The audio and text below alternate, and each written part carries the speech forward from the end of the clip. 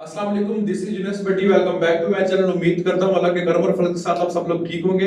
आज मेरा चूज किया हुआ टॉपिक रोटेशनल काइनेटिक एनर्जी। ये chapter number 5 circular motion first year physics में से है। इसके अंदर हम स्टडी करेंगे कि रोटेशनल काइनेटिक एनर्जी होती क्या है, और साथ ही साथ हम ये स्टडी करेंगे कि डिस्क और होप की रोटेशनल काइनेटिक एनर्जी क्या होती है। और लेक्चर के एंड के ऊपर हम ये स्टडी करेंगे कि अगर एक डिस्क और होप को बैक वक्त सेम हाइट से रोटेट करवा दिया जाए तो उन दोनों में से पहले लैंड कौन करेगी, पहले जमीन तक कौन आएगी। और हम ये देखेंगे कि डिस्क और होप की जो वेलोसिटीज हैं उनमें से किसकी वेलोसिटी कितनी ज्यादा है दूसरे से। तो लेक्चर का बकायदा स्टार्ट करते हैं। सबसे पहले rotational kinetic energy. Rotational kinetic energy होती क्या है? जिस तरह आपने सिंपल काइनेटिक एनर्जी स्टडी की थी चैप्टर नंबर 3 के अंदर। चैप्टर 3 अगर आप पाकिस्तान को फॉलो करते हैं तो चैप्टर 3 जो है वो चैप्टर 5, ये दोनों तकरीबन मिलते जुलते हैं। एक के अंदर आप लीनियर मोशन स्टडी करते हैं और एक के अंदर आप सर्कुलर मोशन स्टडी करते हैं। तो चैप्टर नंबर 3 के अंदर आपने ये स्टडी किया था कि जो आपकी काइनेटिक एनर्जी है, सिर्फ इस काइनेटिक एनर्जी को आप स्टडी कर चुके थे। वो क्या होती थी कि the energy possessed by a body due to its motion, ये थी आपकी काइनेटिक एनर्जी। तो अब अगर आपने रोटेशनल काइनेटिक एनर्जी स्टडी करनी है तो सिंपल बस एक ही पॉइंट यहां पर ऐड हो रहा है। वो पॉइंट कौन सा आपका? वो रोटेशनल मोशन। अब यहां पर एक लफ्ज है, जिस लफ्ज को अंडरस्टैंड करना आपके लिए बहुत जरूरी है, वो है पोजेस्ड बाय। पोजेस का मतलब क्या होता है? असर अंदाज होना, साया होना। जिस तरह कहते हैं this person is possessed by some evil, इसके ऊपर किसी चुड़ैल कूद का साया हो चुका है। तो पोजेस का मतलब होता है असर अंदाज होना, साया होना। तो यहां पर हम ये कह सकते हैं कि रोटेशनल मोशन की वजह से किसी बॉडी की जो एनर्जी लग रही है उसके ऊपर जो असर हो रहा है उस बॉडी के ऊपर, उस एनर्जी का, वो एनर्जी कहलाती है आपकी रोटेशनल काइनेटिक एनर्जी। और मोस्टली हम इसको इस तरह लिखते हैं, काइनेटिक एनर्जी के आगे हम आर ओ टी लिख देते हैं। अब सबसे पहले हम इस रोटेशनल काइनेटिक एनर्जी का फार्मूला ड्राइव करते हैं। इससे पहले हमारे पास जो काइनेटिक एनर्जी का फार्मूला है था, वो काइनेटिक एनर्जी का फार्मूला ट्रांसलेशनल था। ये ट्रांसलेशनल काइनेटिक एनर्जी क्या है? या सिंपल जो आपने पहले काइनेटिक एनर्जी स्टडी की थी उस काइनेटिक एनर्जी की बात हो रही है। वो हमारे पास था 1/2 mv²। अब इसी फार्मूले की मदद से हमने यहां पर रोटेशनल काइनेटिक एनर्जी को फाइंड करना है। देखिए जी, अगर आप रोटेशन निकालना चाहते हैं तो हमने इस चैप्टर में जितने भी लेक्चर पहले पढ़े हैं वहां पर हम एक पॉइंट को बार बार फोकस करते रहे कि अगर आपने रोटेशन स्टडी करनी है तो वहां पर रेडियस का आना इंतहाई जरूरी है। अगर आपको याद हो तो हमने सेंटीमीटर फोर्स वाले टॉपिक के अंदर लीनियर एक्सेलरेशन को सेंटीमीटर एक्सेलरेशन में कन्वर्ट किया था, क्योंकि वहां पर हमने स्ट्रेट लाइन मोशन को सर्कुलर मोशन में बदलना था। वो आपको पिछले लेक्चर मिल जाएगा इंशाल्लाह। तो उसके अंदर आपने भी देखा था कि जब रेडियस आ गया था तो हम उसी लीनियर एक्सेलरेशन को सेंटीमीटर एक्सेलरेशन कहना शुरू हो गए थे। इसका मतलब है कि हमें इस फार्मूले के अंदर कहीं ना कहीं रेडियस को लेके आना पड़ेगा। अगर आप रेडियस को ले आएंगे तो यही आपकी ट्रांसलेशनल काइनेटिक एनर्जी कन्वर्ट हो जाएगी इनटू रोटेशनल काइनेटिक एनर्जी। तो देखते हैं जी किस तरह हम यहां पर इस फार्मूले को रोटेशनल काइनेटिक एनर्जी के फार्मूले में कन्वर्ट कर सकते हैं। तो सबसे पहले तो अभी हमारे पास ये ट्रांसलेशनल काइनेटिक एनर्जी का ही फार्मूला है।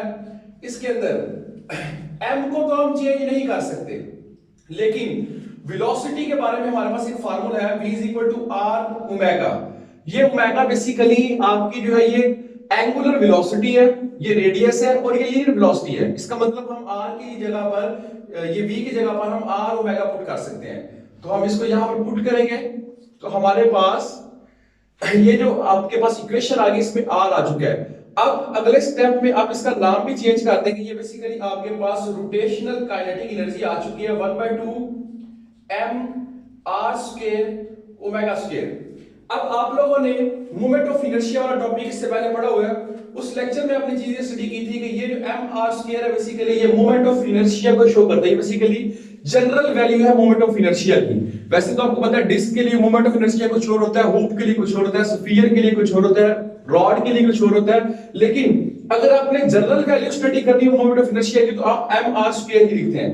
इसका मतलब हमारे पास यहां पर जो रोटेशनल काइनेटिक एनर्जी आई है वो रोटेशनल काइनेटिक हमारे पास है 1/2 I ओमेगा²। तो ये हमने रोटेशनल काइनेटिक एनर्जी फाइंड कर ली है।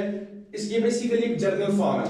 और अगर आपके पास एक ऐसी बॉडी है जिसके अंदर जिसके एक से ज्यादा पार्ट्स हैं, मसलन आपके पास एक ऐसी बॉडी है, रैंडम शेप है या किसी भी तरह की शेप है, मसलन आपके पास कोई फुटबॉल टाइप है, उसके अलग अलग पैचेस बने हुए हैं, आप उसका रोटेशनल काइनेटिक एनर्जी फाइंड करना चाहते हैं कि आप फुटबॉल का उंगली पर घुमा रहे हैं या वैसे फुटबॉल को आप रोटेट कर रहे हैं, आप बॉल को रोटेट कर रहे हैं, स्विंग कर रहे हैं बॉल को आप, तो आप वहां पर उस बॉल की रोटेशन में काइनेटिक एनर्जी फाइंड करना चाहते हैं। तो आप क्या करेंगे, उस फुटबॉल के ऊपर जो छोटे छोटे पैचेस बने हैं उस हर एक पैच की अलग अलग निकाल के एंड पर सबको सम अप कर लेंगे, जिस तरह हमने बिल्कुल पिछले कुछ टॉपिक्स में जब हमने मोमेंट ऑफ इनर्शिया और हमने एंगुलर मोमेंटम स्टडी किया उस वक्त हमने एक छोटा सा कॉन्सेप्ट डिस्कस किया था। लेकिन अगर आपको ये topic as a long question paper में आता है तो फिर उसके अंदर उस छोटे छोटे पैचेस को ऐड अप करने वाला जो पोर्शन है उसकी कोई जरूरत नहीं है। तो आप डायरेक्ट चलते हैं हम rotational kinetic energy of disk के ऊपर। तो देखिए जी, जब हम rotational kinetic energy of disk study करना चाह रहे हैं ना, तो अगर आप यहाँ पे तवज्जो करें तो ये जब इस पॉइंट पे रोटेट करेगा ना बच्चे, तो यहां पर ये दो काम कर रहा होगा। एक तो ये यहां पर इस तरह रोटेट कर रहा होगा, सेकेंडली ये यहां पर स्लाइड भी कर रहा है। तो यहां पर दो तरह की काइनेटिक एनर्जी लग रही होती है। एक तो यहां पर लग रही है आपकी काइनेटिक एनर्जी रोटेशनल और सेकेंडली यहां पर लग रही है आपकी काइनेटिक एनर्जी ट्रांसलेशनल। इसका मतलब है कि जब कोई बॉडी रोटेट करती है, स्लाइड रोटेट करके नीचे आ रही होती है, तो बेशक वो हमें रोटेशन ही हो रही है लेकिन समहाउ थोड़ी बहुत ट्रांसलेशनल काइनेटिक एनर्जी भी लग रही होती है, क्योंकि वो जब गेंद आप किसी एक यहां पर एक इंक्लाइंड प्लेन ले, यहां पे बॉल रखें, वो बॉल जब रोटेट करके नीचे आएगा तो थोड़ी बहुत फ्रिक्शन जरूर होगी। वो जो थोड़ी बहुत फ्रिक्शन हो रही है ना, बेसिकली वो फ्रिक्शन हो रही है ट्रांसलेशनल काइनेटिक एनर्जी की वजह से, क्योंकि यहां पर स्लाइडिंग हो रही है, रगड़ पैदा हो रही है। तो हम यहां पर अगर रोटेशनल काइनेटिक एनर्जी स्टडी करना चाहते हैं डिस्क की, तो हम अकेली ये वाली रोटेशनल को स्टडी नहीं कर सकते, क्योंकि बैक वक्त दोनों मौजूद होती हैं, आप इनको अलग अलग नहीं कर सकते। अगर आप रियल लाइफ एग्जांपल लेना चाहते हैं, अगर आप आइडियल केस में जाना चाहते हैं तो फिर आप इसको इग्नोर कर सकते हैं। तो सबसे पहले हमारे पास जो काइनेटिक एनर्जी है डिस्क के लिए वो एक्चुअली इक्वल होगी kinetic energy rotational plus kinetic energy translational. तो हम डिस्क की ट्रांसलेशनल काइनेटिक एनर्जी भी निकालेंगे, रोटेशनल काइनेटिक एनर्जी भी निकालेंगे, तो हमारे पास उस डिस्क के ऊपर लगने वाली टोटल काइनेटिक एनर्जी आ जाएगी। जिस काइनेटिक एनर्जी के साथ वो डिस्क यहां पर रोल करते हुए नीचे की तरफ आ रही है, लेकिन थोड़ी बहुत फ्रिक्शन यानी स्लाइडिंग भी हो रही होती है। तो ये जो ट्रांसलेशनल काइनेटिक एनर्जी है, इसका तो फार्मूला आपके पास होता ही है 1/2 mv²। तो बात है इसकी, तो इसको यहां पुट करते हैं, हमें चाहिए क्या यहां पर काइनेटिक एनर्जी हमें चाहिए डिस्क के लिए, मैंने इसके साथ डी लगा दिया है। ये हमारे पास क्या होगी 1/2 I ω²। ये बेसिकली क्या है, रोटेशनल काइनेटिक एनर्जी का जर्नल फार्मूला। इसी तरह हमारे पास जो आपकी ट्रांसलेशनल काइनेटिक एनर्जी है उसका जर्नल फार्मूला है 1/2 mv²। तो देखते हैं जी हम इसको किस तरह सॉल्व कर सकते हैं। हम यहां पर जर्नल फॉर्म निकालना चाहते हैं, हम यहां पर एंड पर जाके हम यहां पर वेलोसिटीज को भी स्टडी करना चाहते हैं। तो बजाय इसके हम इसको ओमेगा की तरफ लेके चले, हम इसको सिंपलेस्ट फॉर्म में कन्वर्ट करेंगे। तो आप ये देख सकते हैं 1/2। अब ये बात हो रही है आई की। ये आई बेसिकली क्या है, ये डिस्क की मोमेंट ऑफ इनर्शिया है। और आप लोगों ने ये पढ़ा हुआ है मोमेंट ऑफ इनर्शिया जो डिस्क का आपका होता है, डिस्क का मोमेंट ऑफ इनर्शिया 1/2 mr² होता है। अब इस डिस्क के मोमेंट ऑफ इनर्शिया को हम यहां जाकर पुट करेंगे, तो ये हमारे पास होगा 1/2 mr²। एक 1/2 पहले लिखा हुआ ये वाला, साथ यहां पर ω² प्लस 1/2 mv²। इसको आगे मजीद सॉल्व करते हैं, तो मजीद हमारे पास आगे ये क्या बनेगा, ये बनेगा 1/4, क्योंकि ये 1/2 ये 1/2 1/4 हो जाएगा, mr² ω² प्लस 1/2 mv²। अब यहां पर एक छोटा सा पॉइंट है, वो पॉइंट क्या है, हम यहां पर इन दोनों की जगह पर v लिखेंगे, यानी ट्रांसलेशनल की फॉर्म में। डिस्कस हम रोटेशनल कर रहे हैं लेकिन हम इसको सॉल्व कर रहे हैं ट्रांसलेशनल की फॉर्म में। इसकी रीजन क्या है, उसकी रीजन ये है कि हमारे लिए ट्रांसलेशनल काइनेटिक एनर्जी, हमारे लिए ट्रांसलेशनल वेलोसिटी को सॉल्व करना इंतहाई इजी होता है। उसका सबसे अहम पॉइंट ये है, चैप्टर नंबर 3 के अंदर आपने ये कॉन्सेप्ट पढ़ा था कि अगर किसी सिस्टम के अंदर तमाम तर वेक्टर्स की डायरेक्शन एक ही हो जाए तो हम डायरेक्शंस को इग्नोर कर देते हैं, रहते वो वेक्टर्स ही हैं लेकिन हम उनको यूज करते हैं as a scalar, manipulated like a scalar. तो फिर यहां पर हम क्या करेंगे, यहां पर हम इसको ट्रांसलेशनल में कन्वर्ट करेंगे ताकि हमारी स्टडी इजी हो जाए। तो आपने पढ़ा हुआ है v is equal to R omega, तो हम इस फार्मूले को इस्तेमाल करते हुए यहां पर आगे इसको और सॉल्व करेंगे तो हमारे पास यहां पे हो जाएगा 1/4 एम आर ओमेगा की जगह पर बेसिकली यहां पर मारेगा v स्क्वायर आ जाएगा प्लस 1/2 एम वी स्क्वायर। इसको हम सॉल्व करेंगे तो हमारे पास सॉल्व करने के बाद ये हो जाएगा 3/4 एम वी स्क्वायर। तो ये हमारे पास काइनेटिक एनर्जी फॉर डिस्क आ चुकी है। अब आपने kinetic energy for disk find कर ली है, ये आपकी क्वेश्चन नंबर 1 आ गई है। नेक्स्ट हमारा काम है हम काइनेटिक एनर्जी फाइंड करेंगे हुप के लिए। अच्छा, आप लोग ये सोच रहे होंगे कि यहाँ पर सिर्फ काइनेटिक एनर्जी क्यों कहा गया, यहाँ पर रोटेशनल का नाम दिया गया जबकि ऊपर रोटेशनल का टाइटल दिया गया था। तो एक्चुअली ये रोटेशनल ही है क्योंकि देखिए इसके अंदर रोटेशनल है और ये जो ट्रांसलेशनल है इसकी क्वांटिटी बहुत ज्यादा थोड़ी होगी, तो ये एक्चुअली रोटेशनल काइनेटिक एनर्जी ही है। इसी तरह सेम इसी कॉन्सेप्ट को इस्तेमाल करते हुए हम यहाँ पर इस हुप के लिए, अब पहले तो डिस्क क्या होती है, इस तरह वो सीरीज अगर आपके पास डिस्क अंदर से फिल होती है। हुप क्या होती है, इस तरह ये उंगलियों पर छल्ले वगैरह रिंग वगैरह पहनते हैं उस तरह की हुप होती है, अंदर से खाली हो। ये हुप भी जब यहाँ पर मूव करेगी ये दो तरह से यहाँ पर मूव कर रही होगी, एक तो ये यहाँ पर रोटेशन कर रही होगी और साथ साथ थोड़ी सी स्लाइडिंग भी कर रही होगी। तो यहां पर भी काइनेटिक एनर्जी आपकी रोटेशनल भी होगी और साथ ही साथ काइनेटिक एनर्जी ट्रांसलेशनल भी आपकी होगी। तो यहां पर भी बिल्कुल पुराने पिछले टॉपिक की तरह बिल्कुल सेम वही बात आ गई है, तो इसको भी हम उसी तरह सॉल्व करते हैं। तो इसकी जो काइनेटिक एनर्जी है वो भी बिल्कुल उसी तरह हुप की होगी और उसके अंदर भी एक तो रोटेशनल काइनेटिक एनर्जी होगी और थोड़ी सी क्वांटिटी स्लाइडिंग की भी होगी, फ्रिक्शन की भी होगी, जिसको हम ट्रांसलेशनल काइनेटिक एनर्जी का नाम देंगे। क्योंकि आप लोगों ने पढ़ा हुआ है जो आपकी हीट जनरेट होती है, जो आपका वर्क हो रहा होता है, बेसिकली वो वर्क आपका जो हो रहा होता है वो आपकी काइनेटिक एनर्जी के इक्वल ही होता है, वर्क एनर्जी प्रिंसिपल से। तो ये जो फ्रिक्शन की वजह से वहां थोड़ा सा वर्क अगेंस्ट दिस मोशन हो रहा है, ऐसे आप कह लें, वो बेसिकली हम इसको काइनेटिक एनर्जी की फॉर्म में यहां पुट करते हैं। तो इसको भी हम उसी तरह सॉल्व करते हैं। हमने पढ़ा था कि जो आपकी काइनेटिक एनर्जी रोटेशनल होती है उसकी जनरल फॉर्म हमारे पास है 1/2 आई ओमेगा स्क्वायर और ट्रांसलेशन हमेशा 1/2 एम वी स्क्वायर होती है।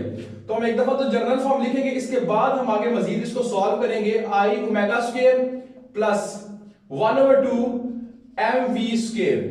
अब जी देखिए हम यहां पर ये जो आई है हमारे पास ये बेसिकली हुप की मोमेंट ऑफ इनर्शिया है और हुप का मोमेंट ऑफ इनर्शिया हमारे पास जो होता है वो होता है एम आर स्क्वायर। हुप को हम जनरल मोमेंट ऑफ इनर्शिया से हमेशा सॉल्व करते हैं, तो इसमें हम वैल्यू पुट करते हैं तो हमारे पास हो जाएगा 1/2 M R square omega square plus 1/2 M V square. अब मजीद हम बिल्कुल उसी कॉन्सेप्ट के मुताबिक यहां पर एम आर ओमेगा स्क्वायर की जगह पर आर स्क्वायर ओमेगा स्क्वायर की जगह पर हम वी स्क्वायर पुट करेंगे। उसकी रीजन ये है कि हमारे लिए ट्रांसलेशनल चीजें, लीनियर चीजें स्टडी करना आसान होती हैं। तो यहां पर v is equal to R omega, इस कॉन्सेप्ट को इस्तेमाल करते हुए हम यहां पर इसकी वैल्यू पुट करेंगे 1/2 एम वी स्क्वायर हो जाएगा जब यहां पुट करेंगे प्लस 1/2 एम वी स्क्वायर। तो हाफ हाफ दोनों ऐड अप होंगे तो फुल हो जाएंगे। तो काइनेटिक एनर्जी फॉर हुप हमारे पास आ जाएगी एम वी स्क्वायर। तो इस तरह हमने काइनेटिक एनर्जी फॉर हुप भी फाइंड कर ली है। बेसिकली ये रोटेशनल काइनेटिक एनर्जी, इसको हम इक्वेशन नंबर 2 कहेंगे। फर्दर अब हमने रिलेशन स्टडी करना है कि काइनेटिक एनर्जी जो आपकी डिस्क की है और जो काइनेटिक एनर्जी हुप की है उनकी मदद से हमने यहां पर वेलोसिटीज फाइंड करनी है कि जब ये डिस्क यहां से रोटेट करके यहां पर पहुंची तो इसकी फाइनल वेलोसिटी क्या थी, साथ ही साथ जब ये हुप यहां से रोटेट करके यहां तक पहुंची तो उसकी फाइनल वेलोसिटी क्या थी। और उसके बाद हमने ये देखना है कि इन दोनों की वेलोसिटीज में से किसकी वेलोसिटी ज्यादा है। तो जैसा कि डायग्राम में आपको वाज़ेह तौर पर नजर आ रहा है कि जो डिस्क है वो थोड़ी नीचे जा चुकी हुई है, हुप भी ऊपर है। इसका मतलब जो डिस्क की वेलोसिटी है वो हुप से ज्यादा। डायग्राम से तो आपने शो करना है, इस तरह प्रॉपर आपने ये तीनों डायग्राम पेपर के अंदर बनानी है अगर आप फुल मार्क्स लेना चाहते हैं तो आपने यहां पर बिल्कुल उसी कॉन्सेप्ट को इस्तेमाल करना है कि एक तो ये वाली मोशन हो रही है और साथ ही साथ यहां पर आपकी ट्रांसलेशनल मोशन भी हो रही है। तो हमने यहां पर ये देखना है कि कौन सी जो चीज है वो पहले पहुंचती है। ये तो हमने वैसे डायग्राम की मदद स्टडी किया, लेकिन हमें प्रैक्टिकली इसको सॉल्व भी करना है। तो देखिए, जब कोई भी बॉडी एक सर्टेन हाइट के ऊपर होगी, उस बॉडी के अंदर पोटेंशियल एनर्जी हर हाल में होगी। और हमने लास्ट चैप्टर में ये पढ़ा था, चैप्टर नंबर 4 के अंदर हमने ये स्टडी किया था कि पोटेंशियल एनर्जी में जितना लॉस होता है उतना ही काइनेटिक एनर्जी में गेन आता है। यानी हम कह सकते हैं कि पोटेंशियल एनर्जी काइनेटिक एनर्जी में कन्वर्ट होती है और काइनेटिक एनर्जी पोटेंशियल एनर्जी में कन्वर्ट होती है। तो अगर इस हाईएस्ट पॉइंट पर डिस्क और हुप दोनों हाईएस्ट पॉइंट पर हो, इनके अंदर दोनों ही होगी, दोनों के अंदर ही पोटेंशियल एनर्जी होगी। लेकिन जब ये रोटेट करके नीचे आएगी तो इनके अंदर फिर पोटेंशियल एनर्जी खत्म हो जाएगी और काइनेटिक एनर्जी आ जाएगी जब ये बिल्कुल जमीन के ऊपर आ जाएंगे।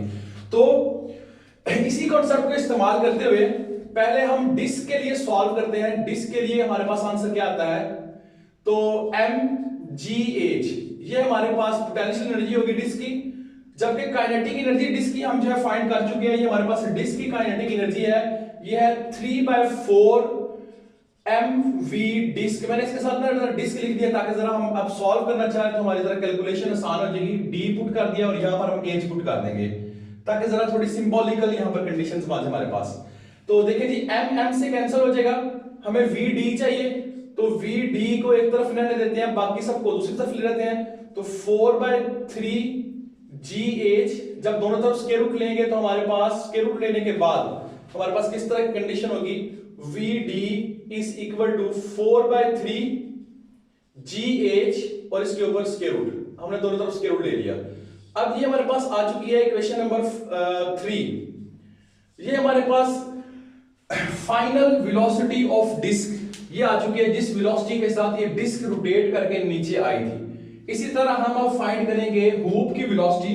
हुप की वेलोसिटी के लिए भी हम इसी कॉन्सेप्ट को इस्तेमाल करेंगे कि जब हुप हमारी यहां पर हाइट पे थी तो उसके अंदर पोटेंशियल एनर्जी थी, लेकिन जब वो नीचे आई तो उसमें काइनेटिक एनर्जी आ गई, यानी potential energy is converted into kinetic energy. तो पोटेंशियल एनर्जी हमेशा mgh होती है और काइनेटिक एनर्जी आपको पता है, अभी आपने फाइंड किया हुप के लिए mv² है, लेकिन v के साथ आप h लगाएंगे ताकि आप हुप को रिप्रेजेंट कर सके यहां पर। तो m से कैंसिल हो जाएगा, तो आपके पास ये बच चुका है vh का square is equal to gh, और जब आप दोनों तरफ स्क्वायर रूट लेंगे तो आपके पास हो जाएगा vh is equal to gh का स्क्वायर रूट। तो ये जी आपके पास इक्वेशन नंबर 4 आ चुकी है। अब आपने इन दोनों के दरमियान रिलेशन फाइंड करना है, कंपैरिजन फाइंड करना है। आप ये देखना चाह रहे हैं कि डिस्क और हुप में से किसकी वेलोसिटी ज्यादा है और कितनी ज्यादा है, डिस्क और हुप में से कौन पहले जमीन तक पहुंचा, आप ये फाइंड करना चाह रहे हैं। तो अगर आप कंपैरिजन करना चाह रहे हैं इन दोनों के दरमियान, तो आप इक्वेशन 2 और 3 को अगर कंपेयर करें, इन दोनों पे आप तवज्जो दें, इन दोनों को कंपेयर करें, तो बाय कंपेयरिंग इक्वेशन 3 एंड 4, जब आप इक्वेशन 3 और 4 को कंपेयर करेंगे तो आपके पास कुछ इस तरह से आपके पास आंसर आएगा कि आपके 3 के अंदर ही 4 बन रही है। आप जरा गौर करें तो यहां पर vd इज इक्वल टू 4/3, हम इसका स्क्वायर रूट अलग कर लेते हैं और gh का स्क्वायर रूट अलग कर लेते हैं, क्योंकि स्क्वायर रूट की प्रॉपर्टी अलग अलग हो जाते हैं। अब अगर आप यहां पे इस इक्वेशन पे गौर करें तो ये जो आपका इक्वेशन 4 है ये gh के इक्वल थी, तो इस gh की जगह पर आपका vh पुट हो जाएगा। तो आपके पास कुछ इस तरह से आंसर यहां पे आ रहा है कि velocity of disc is equal to 4/3 square root vh। तो देखिए जी, vh में यहां पर साथ कुछ मल्टीप्लाई हो रहा है, तब वो vd के इक्वल आ रहा है। अगर हम इस चीज को यहां पे खत्म कर दें, ये कुछ इस तरह का कॉन्सेप्ट है कि आपको याद होगा कि आप जब भी कोई रिलेशन बनाते हैं तो आप हमेशा प्रोपोर्शनैलिटी का साइन लगाते हैं। आप लिखते हैं a is directly proportional to b, और बाद में आप ना वहां पर कोई ना कोई कांस्टेंट पुट करके ना और उस कांस्टेंट की मदद से इक्वालिटी पुट कर देते हैं। अब बेसिकली वो कांस्टेंट वहां पर क्या डिफाइन कर रहा होता है, वो कांस्टेंट वहां पर सिस्टम को डिफाइन कर रहा था कि आपका मौजूदा सिस्टम क्या था, आपने किस कमरे में आके एक्सपेरिमेंट किया, आपने बाहर धूप में एक्सपेरिमेंट किया, आपने सर्दी में जाकर एक्सपेरिमेंट किया, तो आपके उस सिस्टम को वो कांस्टेंट डिफाइन कर रहा है। इस वजह से वहां पर रिलेशन की जगह पे इक्वालिटी आ रही है। लेकिन अभी हमने इक्वालिटी से रिलेशन को फाइंड करना है, तो इक्वालिटी से हम रिलेशन किस तरह फाइंड करेंगे, हम इस कांस्टेंट को यहां से एलिमिनेट करेंगे। जैसे इस कांस्टेंट को एलिमिनेट करेंगे तो आपको पता चलेगा कि देखिए जी, इधर कुछ मल्टीप्लाई हो गई इसके इक्वल आ रहा था, जब ये कांस्टेंट एलिमिनेट होगा तो हमारे पास कुछ इस तरह से कंडीशन बन जाएगी कि VD is greater than VH। इसका मतलब है डिस्क जो है वो जल्दी नीचे पहुंचेगी हूप की निस्बत। और कितने टाइम्स ग्रेटर है, हम एंड पर ये लिख देंगे VD is 4/3 square root times greater than VH। तो हमें यहां से पता चला कि VH से VD जो है वो 4/3 टाइम्स ग्रेटर है, डिस्क जो है वो बड़ी जल्दी नीचे पहुंच जाएगी। इसी के साथ हमारा आज का लेक्चर खत्म होता है। उम्मीद करता हूं कि आपको अच्छी समझ आई होगी, कहीं से कोई पॉइंट मिस हो। और ऑलमोस्ट कोई 8 मंथ बाद मैंने दोबारा यूट्यूब पर वीडियो बनाई है, तो काफी सारी मिस्टेक पॉसिबल है। तो आप लोग कमेंट में लाजमी बताइएगा और अपनी राय जरूर दीजिए कमेंट में। और फर्दर आप लोग कोई सजेशन देना चाहें, कोई टॉपिक कहना चाहें कि ये टॉपिक आप जल्दी बना दें, तो मैं इंशाल्लाह उस पर पूरी कोशिश करूंगा। बाकी दुआ में याद रखिएगा। अल्लाह हाफिज।